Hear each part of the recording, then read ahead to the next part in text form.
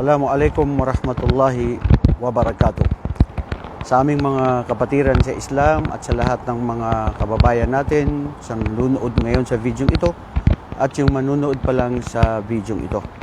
Samahan ako sa pagbabahagi ng pagbibigay ng mga 5 tips bago mag-Ramadan. Marami ang sinabi ang mga pantas patungkol sa mga tips na ito na ano yung dapat natin gawin bago mag-Ramadan. Pero bago yun, mga kapatid, gusto kong ipabatid sa inyo na, di ba, nararamdaman natin yan. Pag halimbawa tayo ay may parating na kaibigan, kamag-anak, mahal mo sa buhay, na magbibisita sa iyo, paghahandaan mo ba o hindi? Of course, lalong-lalo na kung mahal mo at nananabik ka na makita mo siya, paghahandaan mo to. Maglilinis ka ng bahay, at bibili ng mga pagkain, mga prutas na magugustuhan niya dahil ito ang mabuti, di ba? Gusto mo maganda ang kanyang nararamdaman na siya ay makarating sa iyong tahanan. And of course, ang ating relihiyong Islam ay relihiyon na kung saan ay inaatasan tayo na makitungo ng mabuti sa ating mga bisita. Man kana yu'minu billahi wal yawmil akhir falyaqul khairan aw man kana yu'minu billahi wal yawmil akhir falyukrim dhayfa. Ang sino mang naniniwala sa Allah at sa araw ng paghukom ay pakitunguhan niya ng mabuti ang kanyang mga bisita. Pero bago yun, mga kapatid, gusto ko sabihin din sa inyo ang isa sa mga hadith ni Propeta Muhammad sallallahu alaihi wasallam na sinabi niya tungkol sa biqudumi Ramadan, sa pagdating ng Ramadan. Sinabi ni Propeta sallallahu alaihi wasallam na sinabi ni Abi Hurairah radhiyallahu anhu, qala Rasulullah sallallahu alaihi wasallam, kana Nabi sallallahu alaihi wasallam yubashshiru ashabu biqudumi hadha ash-shahr.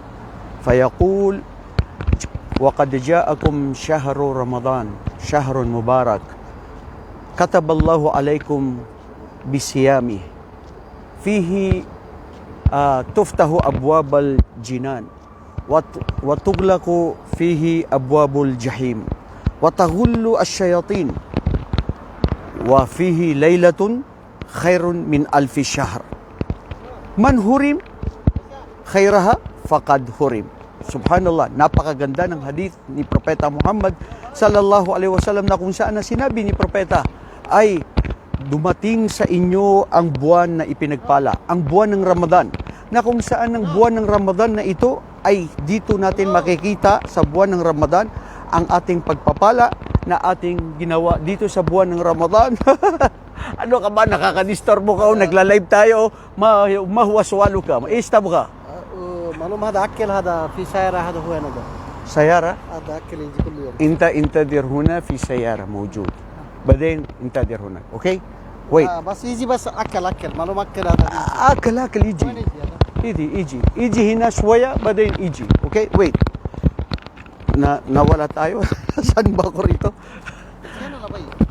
Shwaya يجي.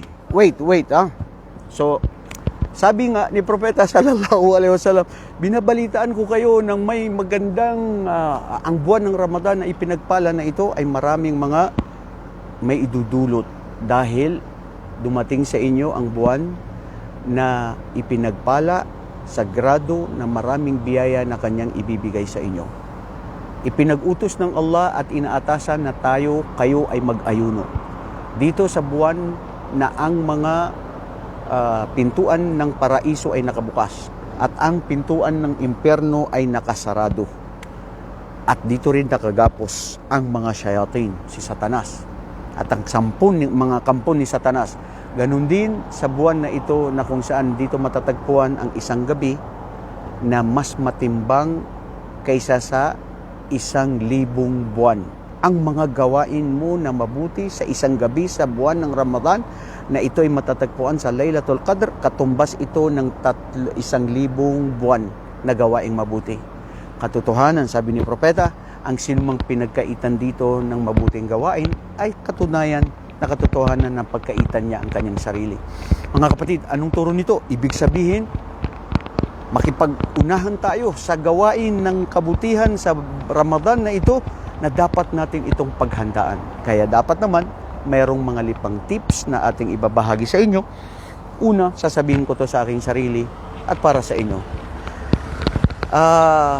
Una, kailangan natin ay ang pagbabago. Bakit kailangan natin magbabago? Alam nyo, ang taong hindi nagbabago, mga estupido yung mga taong hindi nagbabago. Kasi alam natin ang sarili natin, may mga kamalian tayo, may mga pagkukulang tayo, may masama tayo. So kung hindi mo natin babaguhin yun, sino magbabago sa'yo? Inna Allah la yughayyiru ma biqaumin hatta yughayyiru ma bi anfusihim. Katotohanan, si Allah hindi niya babaguhin ang anuman na mga sitwasyon, pag-uugali o anuman ang nasa tao hanggat hindi nila baguhin ang kanilang sarili. So ibig sabihin, kailangan natin ng pagbabago. Mula sa kasamaan patungo ng kabutihan. Kung hindi natin baguhin ang sarili natin, walang magbabago. Alam natin, mahirap magbago minsan eh. Kasi mayroon na tayong nakasanayan na mga gawain. So, it takes time. Alam natin yan, it takes time. Pero ganun pa man, alhamdulillah, batid nyo ba ng buwan ng Ramadan, babaguhin tayo sa loob ng isang buwan. Babaguhin ka sa iyong mga pag-uugali, babaguhin ka sa iyong dila, babaguhin ka pati sa pagtabi mo sa asawa mo, na hindi mo siya pwedeng magtabi sa araw, kailangan sa gabi lang, babaguhin mo, hindi ka lang mag-ainom ng magpigil ng pagkain o magpigil ng pag-inom. Dapat pati yung mga pananalita mo, yung mga masasamang gawain mo ay babaguhin dito. Dahil ang hadith ni Propeta ay sinabi niya ay hindi nangangailangan ng Allah subhanahu wa ta'ala na magutom kayo. Ngunit dahil dito ay hanggat hindi natin nababago ang ating mga kasamaan sa ating sarili. So kailangan po talaga ng pagbabago. Una, sinasabi ko yan sa sarili ko at sa ating lahat. Pangalawa ay ang sinasabi natin na kailangan dua. Ano nga ba itong dua? Ang dua, ra'sul ibadah. Ito yung pinaka-ulo na sagrado sa ating mga pagsamba. Hindi lang tayo nananalangin na dahil nangangailangan tayo. Nananalangin tayo sa Allah dahil walang pwedeng dapat natin hilingan maliban lamang sa Kanya.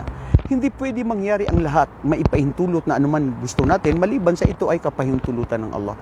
So kailangan natin manalangin dahil ang panalangin na ito ay dito nababago ang mga kasamaan patungo ng kabutihan. Dito nagkakaroon tayo ng maraming mga biyaya. Dahil sa mga dua natin, sabi ng Allah subhanahu wa ta'ala, sinabi rin niya sa suratul Baqarah, wa idha sa'alaka ibadi anni fa inni qarib, ujibu da'watid da'i idha da'an. Ya Muhammad, pag nagtanong sa iyo ang aking mga alipin, ako'y malapit sa kanila. At pag sila ay nananalangin sa akin, dinirindig ko ang kanilang mga panalangin. Mga kapatid, sa buwan ng Ramadan, lalo na sa oras ng iftar, dito natin dapat samantalahin na manalangin tayo sa Allah dahil tinatanggap niya ng dire-diretso ang ating panalangin. Manalangin tayo sa ating mga magulang, sa ating mga mahal sa buhay, ang ating mga anak, na sana sila ay tanggapin tayo lahat sa paraiso ng Allah. Pahabayin ang buhay natin sa paggawa ng kabutihan, mabago natin ang sarili natin. Oo, pwede tayong humingi ng mga makamundong bagay, makapasa ka sa ganito, makapunta ka sa ganun, makabili ka ng ganito, bahay ganyan. Pero ang pinaka-importante na dapat hilingin natin sa Allah, alam niyo ba kung ano yun? Yung mabuting tao tayo, maging matakutin tayo sa Allah at mabago natin ang ating kasamaan patungo sa kabutihan at ang tanggapin tayo sa paraiso ng Allah subhanahu wa ta'ala dahil yan talaga ang ating layunin. Ano naman, nakuha mo ang lahat ng dito sa mundo, lilisanin mo naman to. Pero kung sa araw ng paghukom, lugi ka naman dahil wala kang napala at wala kang nagawang maraming kabutihan na pagsamba sa Allah. Pagkatapos ng dua, mga kapatid, ay ang ikhlas. Ikhlasun niya, ang ating puso na maging dalisay. Dahil yan ang asas. Hindi pwede na tayo ay gumagawa ng mga kabutihan na pagsamba sa Allah na tayo ay hindi dalisay. Dahil habaan manthura. Nasayang ang ating mga mabubuting gawain kung ang gawain natin ay hindi totoo na para sa Allah. Ang puso natin, kailangan walang bahid, walang sakit. Tatanggalin dito yung mga selos, yung mga inggit, tatanggalin dito yung pakitang tao, parinig tao, puot, galit, hindi makontento, lahat yan, mga sakit yan ng puso. Alam natin mahirap tanggalin yan, pero of course by dua at pagbabago. Dito sa buwan ng Ramadan, isipin nyo, subhanallah, isang buwan ng training na pagbabago ng pagsasanay na para tayo ay makabalik sa Allah subhanahu wa ta'ala na maging ikhlas. Isipin mo, nag-aayuno ka. Pwede ka naman hindi mag-ayuno, di ba? Walang nakakakita sa'yo.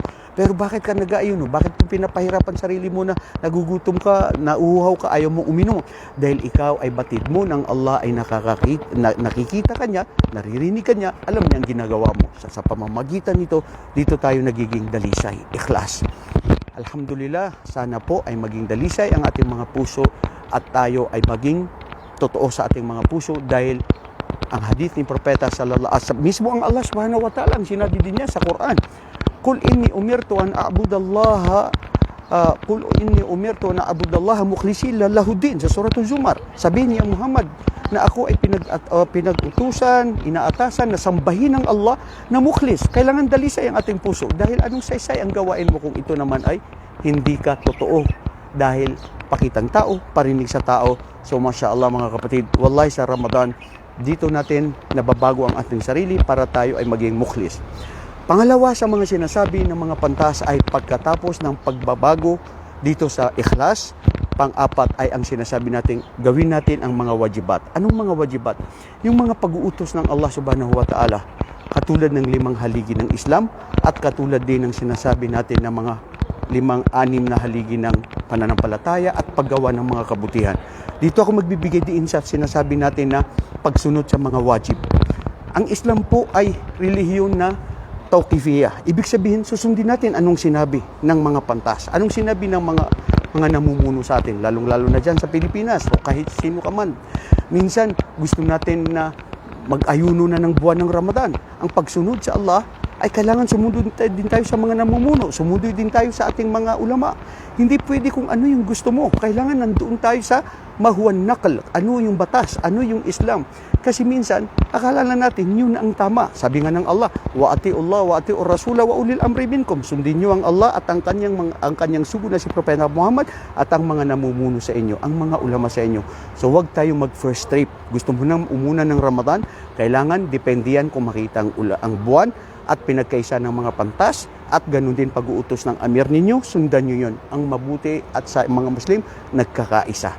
So kailangan po yung sinasabing pagsunod sa mga wajib at ang panglima na ito po ang last ay magpatawad tayo.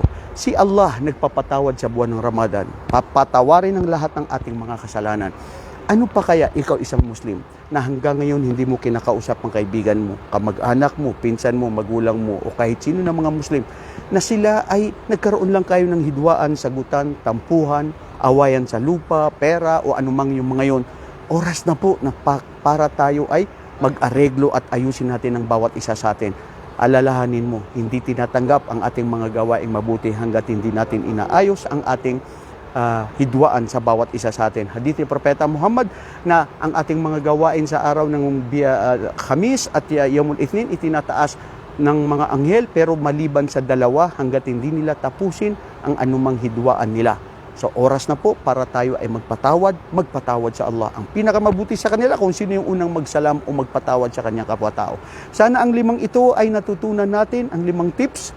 Una ay ang pagbabago, pangalawa ay ang sinasabi nating dua, panalangin, pangatlo ay ang ikhlas, maging dalisay, pang-apat gawin natin ang mga pinag-uutos ng Allah sa mga wajibat niya at lalo na ang mga sunnah na ito ay maraming dobling reward na makukuha natin sa Ramadan. Panglima, magpatawad tayo sa kahit sinumang tao na sila ay nagkaroon tayo ng hidwaan at may mga sama ng loob dahil mas papatawarin tayo ng Allah at tatanggapin ang ating mga mabubuting gawain. Hanggang sa muli, Assalamualaikum warahmatullahi wabarakatuh.